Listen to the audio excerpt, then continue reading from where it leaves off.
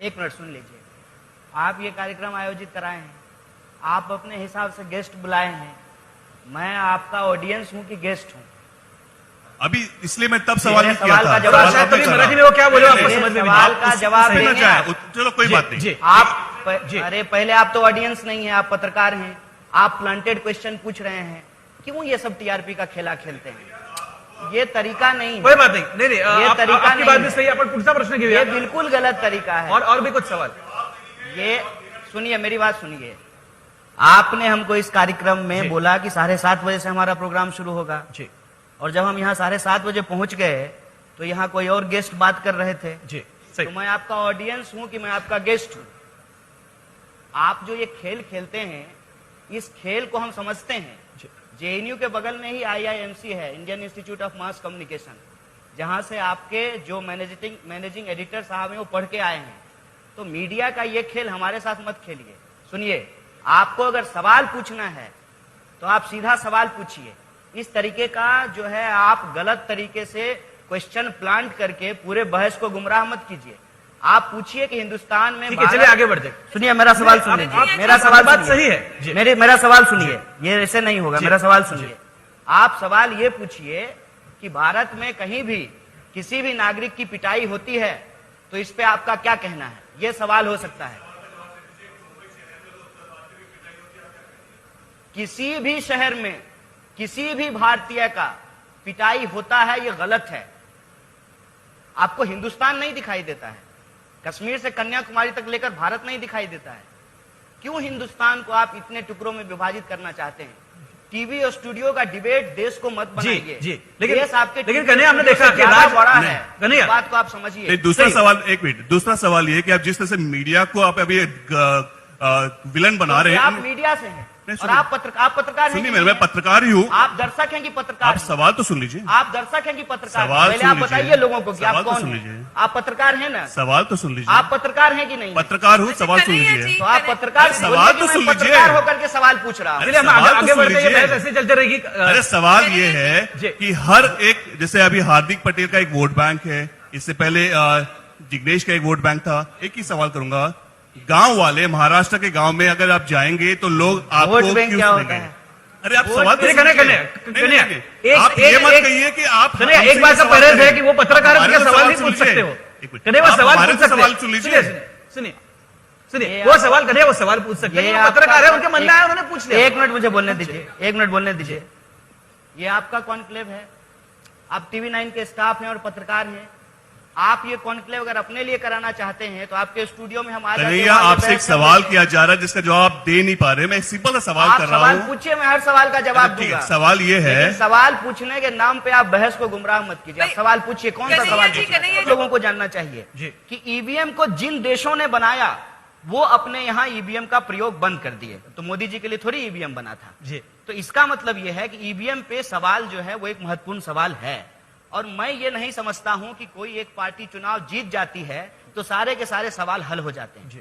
आज भी वो सवाल इस देश में बरकरार कायम हैं। जी। चाहे और हम वो राफेल का पूछेंगे। सवाल हो, जी। किसान आत्महत्या का सवाल हो, नौजवानों की नौकरी का सवाल हो, नोटबंदी और जीएसटी का सवाल हो, और इस देश में जिस तरीके से डेमोक्रेटिक इंस्टीट्यूशन को कमजोर करके लोगों की इतनी हिम्मत हो गई है कि दिन दहाड़े संविधान की कॉपी जला रहे हैं, ये मुद्दे आज भी कायम हैं। और इस मुद्दे पे जनता ही एक विकल्प तैयार है। और ये सारे सवाल शायद बात से इत्तेफाक नहीं रखता। आप आपके पास माइक है कन्हैया? मेरे माइक में मुझे कॉन्फिडेंस नहीं आ रहा है। अच्छा, ये सरकार, TV9 में आपकी आवाज कभी दबाई नहीं जाएगी, मैं आपको वचन देता नहीं, ये सरकार की तरफ से है ना, आप समझते हूं। नहीं। फिर भी उनका हमारे ऊपर कोई असर नहीं होता सर।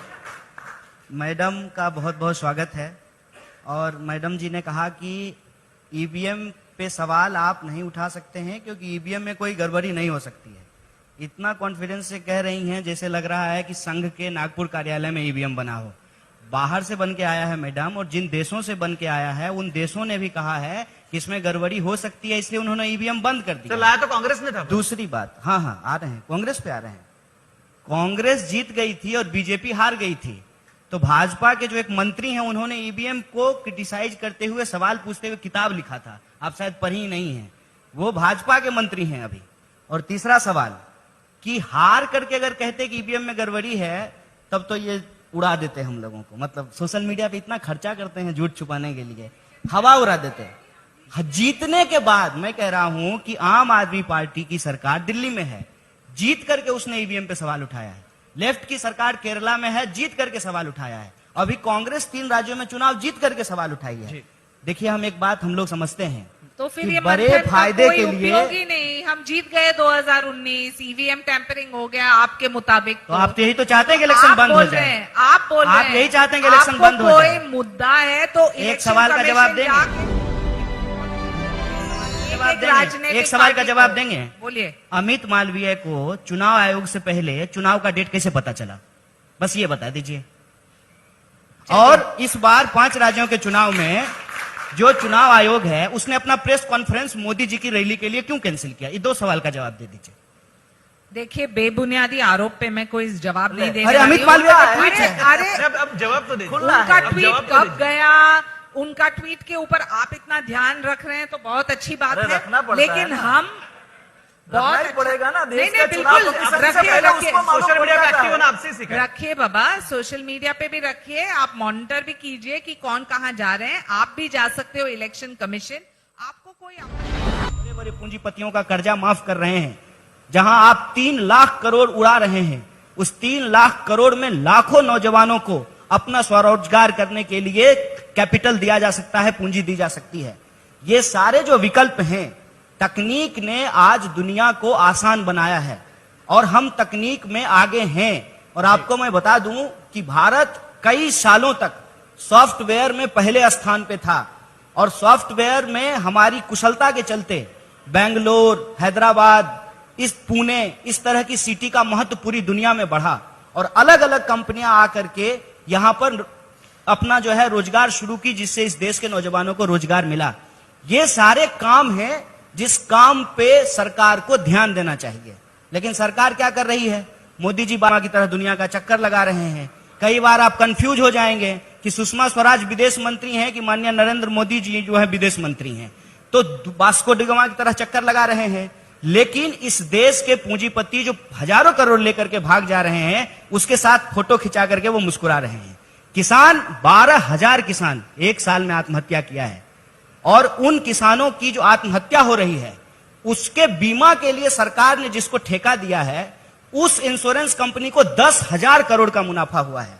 तो साफ साफ दिखता है कि एक तरफ लोगों की समस्या बढ़ रही है और दूसरी तरफ जो है किसी की शादी में जाकर के प्रधानमंत्री मुस्कुरा रहे हैं।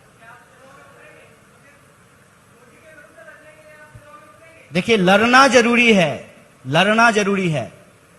चुनाव लड़ना उस लड़ाई का एक हिस्सा है।